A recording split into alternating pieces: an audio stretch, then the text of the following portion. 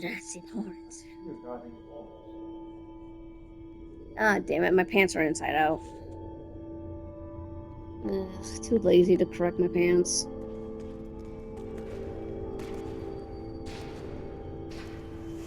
Greetings, I am back. And look, the three bubbles are back.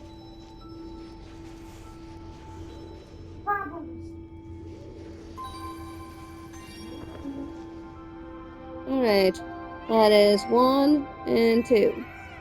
That is 42. Now I just need... I know, I need 3 more and then I fucking can just be done with this. What do we have for today? Hey, what do we have for today, bitch? Need to help spirit in this area. Why are we on the fucking mountain? Take a photo of the survey point. Why are we taking a photo of the mountain? Oh, of the race. Ah, okay. Oh, so we're taking photos of a race. Okay. Hi, buddy. You want to be part of the photo? Hi, buddy. You want to be part of the photo?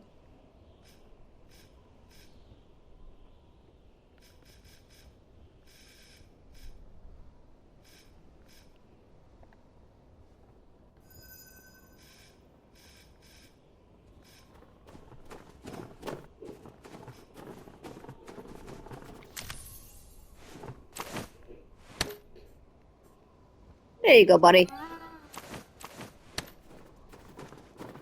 We get to put you in our little scrapbook.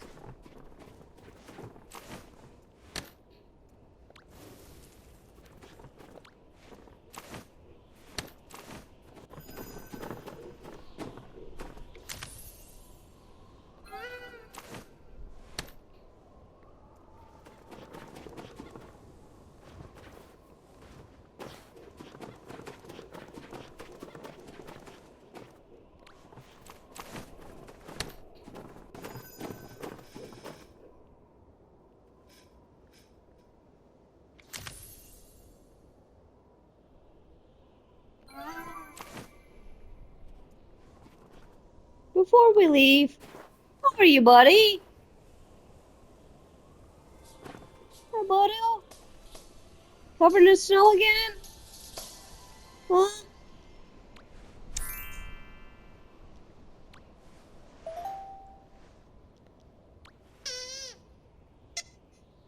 Yeah, well, I don't like that I don't see you around that often.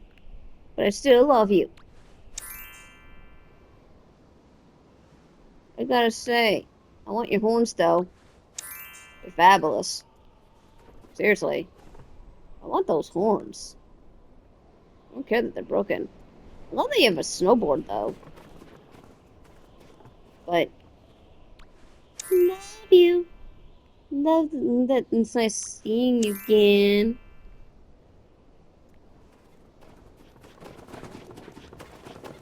Yeah, I think that's like his.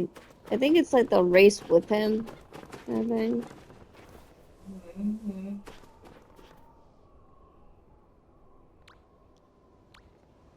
See you, buddy. Let's go. Take me back. Thank you.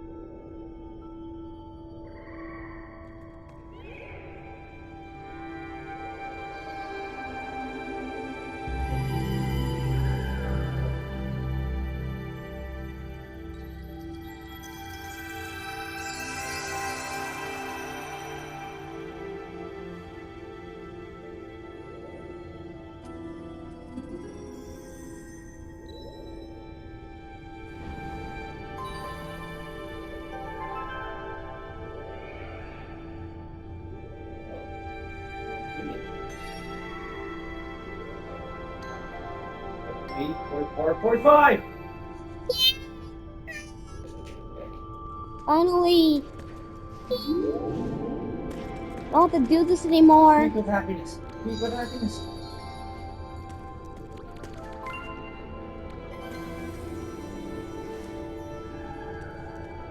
Yeah, sadly I can't get these though. There's nothing I can do. If they ever bring it back and I have all the shit I need for this, then yeah, we could hoard it.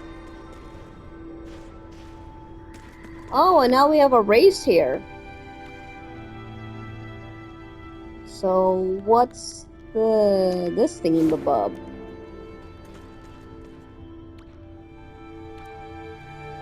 Hmm? Hold on.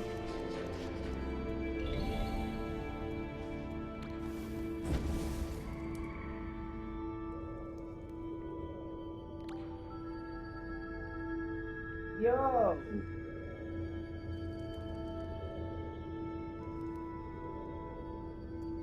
What is that?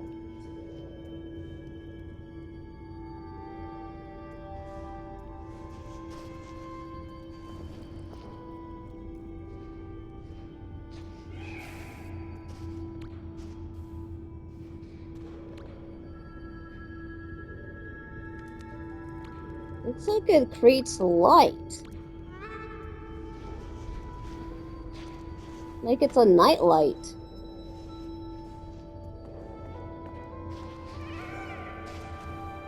Hold on, let me try far away.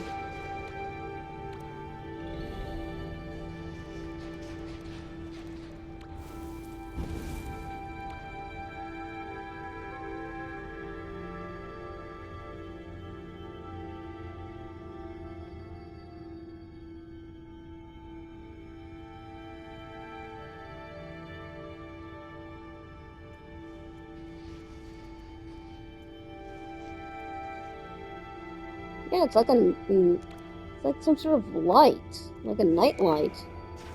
I don't know what it's supposed to do.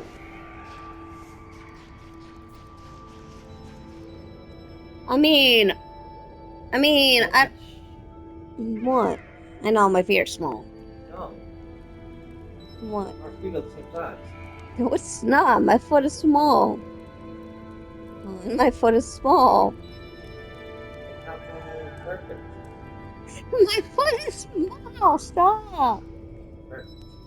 Hey, but on the bright side, I got something as a memory from the from the vault. Hey, at least I get to have at least I get to keep something from the vault. You know, that's kind of cool. I get to keep something from the vault. Because, like, oh yeah, I see it. It's like a little race. You go through here, you go through here, you go through here, and then you go this way.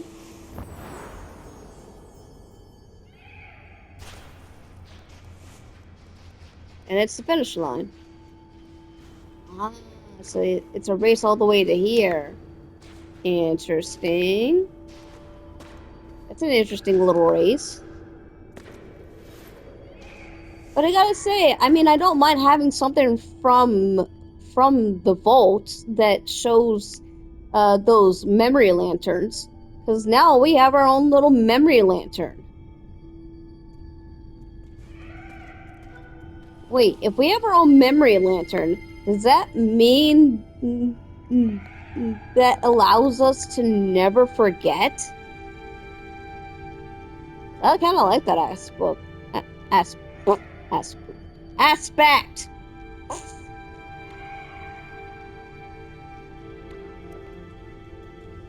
I love that aspect.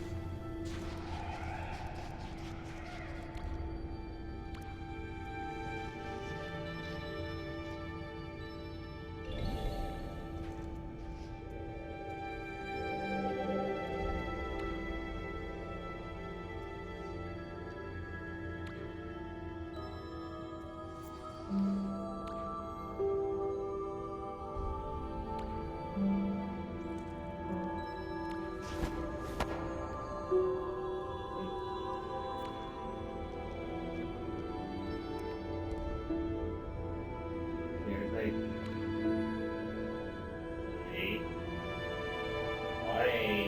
Bonnie.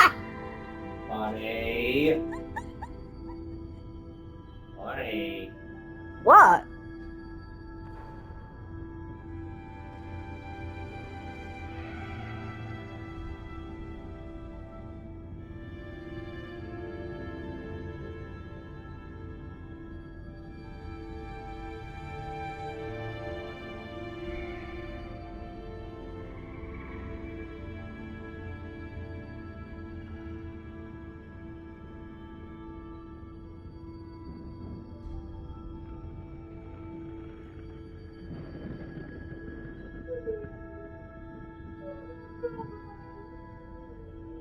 Spider got the bad guy attacks with his gothiness.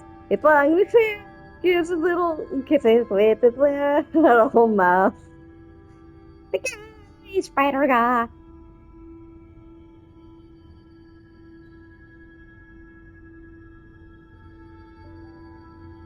Hey everyone, my name is Evan Vieira. I'm the director and executive producer of The Two Embers. I first joined that game company in 2013 to contribute in visual development, concepting, and world building. And today I run my own small animation studio where our focus is on direction, development, and pre-production. When I was at TGC in 2013 and 2016, Yo, he did the contributing as an animation? artist, I was most in love and invested in the world building and also just the ancient civilization that used to exist. Getting the chance to actually tell that story and invest myself in it and help explore that world and the characters of it has honestly been a dream. It's been an absolute joy. Oh my and honor god, so for this our is the entire guy team to who work with that fucking game got to company do on it? producing The Two Holy Embers. fuck. And what we have prepared for you now is a creator commentary, which will be divided into 4 different parts. Here we will share stories about the process, direction, and also hopefully enrich the overall experience. So we really hope you enjoy. Thank you. Okay, that's cool. So this motherfucker did all the animation for the movie? Fucking hell, to bring it to life? Fucking hell. The goal for the first episode is, it's also part of my job. It was to ensure that the world of Sky felt coherent between the game's world and this animated series world, so that people who played the game watching this animation feels like they're watching the story about the same world. We're trying to dig deeper into the lore of Sky, telling the story which hasn't been told before.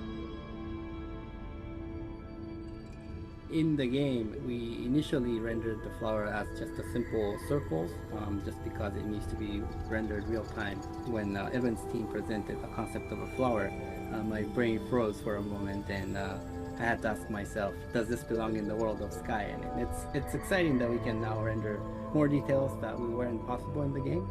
Rendering of the hand is another thing we had to work out. Initially, hands were rendered with like nails and wrinkles and all the details, but it didn't feel right.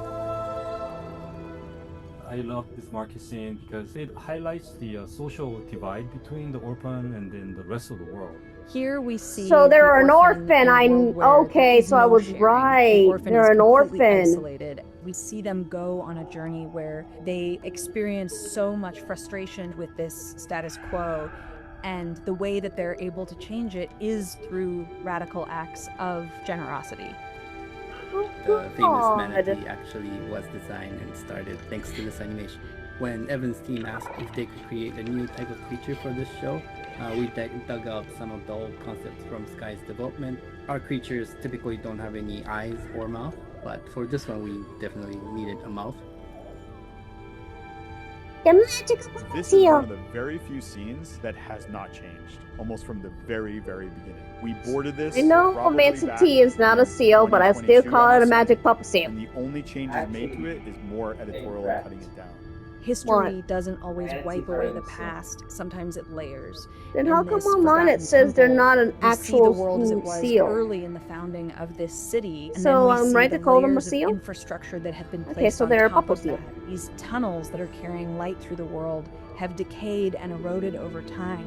We finally get Wait, to they're show what those pipes were actually used for. At this Oh. time, the light is already scarce and not much is flowing through them. The purpose of the scene is to Oh. introduce the orphan to candle making. Used to be the way that the people of this world shared light with one another, and has been forgotten. So the orphan is the first person to learn how to make candles The in orphan is the first centuries. one?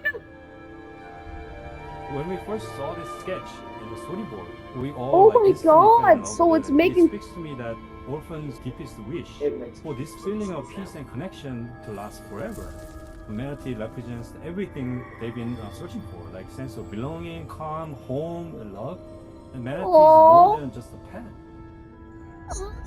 Really important thing about this is the way magical. that we frame the ruler. They're facing towards the crystal, not out towards the city. You know, the thing that they're focused on is this source of light and power, this thing that is harvesting and collecting and storing all of the light that the city gathers. The purpose of I knew it. this is to really sort of clearly communicate that there is this figure, this ruler who is responsible for what is happening. I love So- how it just oh, ends so they're a with this ruler. big turn from the orphan's previous scene, which is in this beautiful, forgotten temple filled with vegetation and light. And so to end in this ominous tone, I think, is quite interesting, and is one of the only few scenes I actually storyboarded myself. So maybe that's also part of like why I'm fond of it. Episode 2 is the only episode that doesn't feature a heartbreaking moment of separation, loss, and the death of a loved one. And we see that time has passed and the manatee is now a juvenile. The orphan has really come into their own as someone who can gather light and create candles. There's a sense that they would have been okay if it weren't for the catastrophe that begins at the end of the chapter. Oh, so the purple seal got older. Oh, okay, so the purple seal's not little anymore. A lot of really important world building happening. The light modes that are coming from the sky is a star falling. That's how light is sort of returned back to the world of sky. That a star falls, scatters into light modes. Wait, Starfall? Dominates the area. When we smash cut and we see that all of the life has started to grow, this really helps reinforce that light and life are intimately connected. I'm sure if you played the game, you would recognize, this location. The ship was already there by the time of this episode. You will be Yes, seeing, I knew it was containers, that ship. scattered I around told that you. were containing the light and being carried by the ship. But Yeah. by the time of this story, the ship is already not in use. So it was already not in The use. key thing that's being Oh. communicated here is that light is treated by this society as a resource. That it is I knew gathered that. and I harvested knew and that it was a stored resource, yeah. for use, but that in doing so, this damages the environment. It prevents Yeah, the I knew life that. from the world from flourishing. Yeah. So they were damaging society of The life. I knew candles it. represent this older way of interacting with light, this very manual way where they would gather light from the world, create something that could be shared. And since sharing intensifies the light, and since this was an inefficient process where a lot of light was left behind, the world was able to continue in harmony. The scene shows the orphan going back to their roots of their caretaker, the toy maker, and crafting something they would then give out, and not just as gifts, but also as a form of currency with other people of the world. Okay. The orphan in many ways is an extension of my wife, in that she's a veterinarian, and we've always had animals in our lives that she's always cared for. And so this moment Aww. of the orphan being able to construct this paddle or this prosthetic for the manatee to be able to fly is just so important to the orphan. It is the best feeling that they can experience by being able to give this ability to their most important person or creature or partner. It feels like a timeless moment from a classic Disney movie. We can definitely feel the pure joy radiating from simply watching them interact and playing together. Everything moves like a dance. If our movie had a dialogue, I would probably still like this sequence has no words.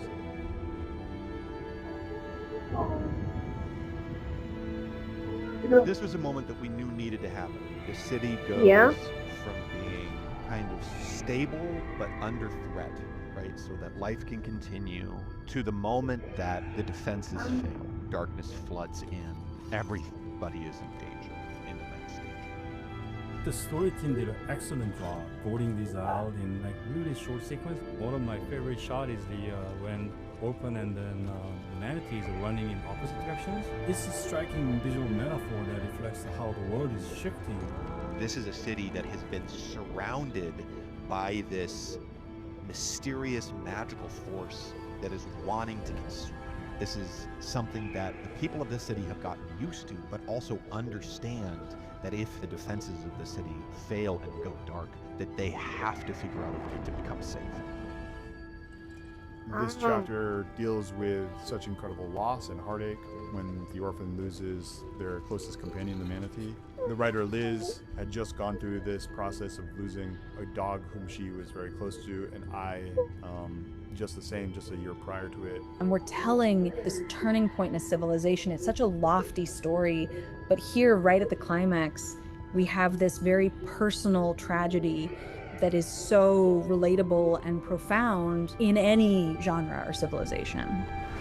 It was always important to me, at least, as grounding the scene so it feels like we're there on the ground with the soldiers. The quills we see in the animation are actually thicker and much more imposing than the models in the game, and I love how we've accentuated their terrifying presence. It's great to see these threats in action. At one point, we were even thinking about a gameplay centered around them. This is the first time in the show where we really understand what the threat of the darkness is, and when we see the light towers turn on, chase away the dark dragons, we start to understand why this city is harvesting light. The soldiers are blinded, as the ruler is, by this mentality that if they just make one more sacrifice, they'll be able to turn the tide of this. But you can't push back the darkness by taking away more light. You might note that the creatures have subtle glow within them. This is because they carry the light, were originally meant to assist in the circulation of the light throughout the universe. This is probably one of the hardest scenes we had to execute. On the storyboard front, there was a logistics challenge we needed to solve where the orphan, it was believable that they would be held back and kept away from the manatee and not able to get to the manatee's side. Also, it was very difficult in animation to get that expression out of the manatee. We didn't want to be over dramatic, but also needed to communicate that their life is being sucked away from them, and it's physically very painful. The biggest tragedy of this, of course, is that as we see, the battle is lost and the light is wasted. So, as is always the way, no one really had to die. But the people who did that were not inherently evil. They believe that harvesting these animals for their light is the last thing that they can do in order to try and save themselves, to try and save the people that they're responsible for. It's still horrible, though. The earliest version of this scene was actually quite different. The orphan goes in their bag and starts searching for a candle but can't find one. And when they can't find one, they then actually leave the manatee all alone and go to find a candle that's in the sanctuary. And by the time that they come back to the manatee with the candle, the manatee is dead. And what we found was that it made us angry with the orphan and not sympathize, because it was so painful for them just to leave their most important friend that it actually cut against them as a character and made us feel more distant from them. So what's interesting is this scene was not a part of the original script.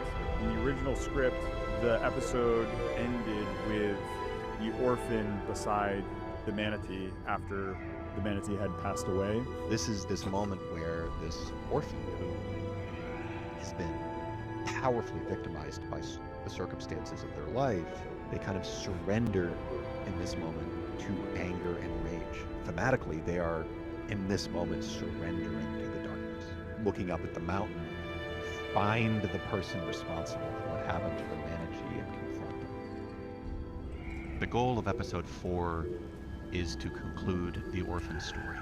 They have discovered this fundamental truth about the world of Sky that many of the people in this story have forgotten, which is that light is made more powerful when it's shared, when it's given from one person to another. And so the whole point of episode 4 was to set them up for this final choice between confronting the ruler or turning back I towards know. the refugees and sharing what little light the orphan has left with them. This space directly connects from Wasteland to the Vault. During the times Yes. of war, refugees were sheltered here. You can catch glimpses of them in the story in the Season of Remembrance. When Orphan sneaks into the vault, we take our time to reveal what's happening inside. Just one shot explains how devastating this situation is. We see all the time war and like people die and the bodies are bring into the one space because they can have no space to bury them. It really also talks about how the world is progressing. This moment was one of the most difficult to write. The orphan wanting to express that rage, to use it to confront the powers that be. And the powers that be exist in Eden. The only way to get to Eden is through the Vault of Knowledge and up the elevator. But the vault is this like strange dream space. So we started with all these different platforms and a lot of like little homages here and there for the audience to like oh, I saw this in the game. But the more we pulled that away and just made it the platform in this bed of stars and allowed the stars to represent these memories, the more powerful the scene became. What the Vault Elder sees when the orphan enters the vault is what their nature is. What the Vault Elder wants to do is not take their anger away from them, but show the orphan the memories of their time with the manatee, to remind them of who they were, Oh, my foot. to I'm remind still them watching of this. those moments, so that the orphan can choose between the path of compassion and the path of revenge. I'll This see you final later. memory that the orphan experiences of the baby manatee's final moments gives them the opportunity, the catharsis that allows them to release their rage and refocus on the tenderness of this relationship as they just sit here and, instead of trying to solve some problem, lie with their friend and comfort the manatee as they pass. I think that it's important for the orphan to honor what they have of the manatee in this place. You know, they take the memories that they have of the manatee, they leave them in this memory book that the Vault Elder is holding, and at the end of the episode before they descend, they shelve that book along with the rest of the memories. Preserves the memory of this creature for future generations. You know, and sometimes that's all we can do with someone who's passed. This is the end of that arc from this ignored, tragic little figure to this heroic person who steps into this crowd of desperate people and shares this last little bit of light that they have. Creates this moment of peace and healing even as the walls are falling around them. What is light? You know, what makes it more powerful? What removes it from the world? And the thing that the orphan discovers, that at this moment in this society's history that they have forgotten how to do, is how to make candles. And they take that candle and they light it and they share it with them. And it brings home this very important thing about Sky and about this world, which is that light is made stronger when it's shared. And if this society hadn't forgotten that, then maybe the darkness wouldn't have come, but we'll never know.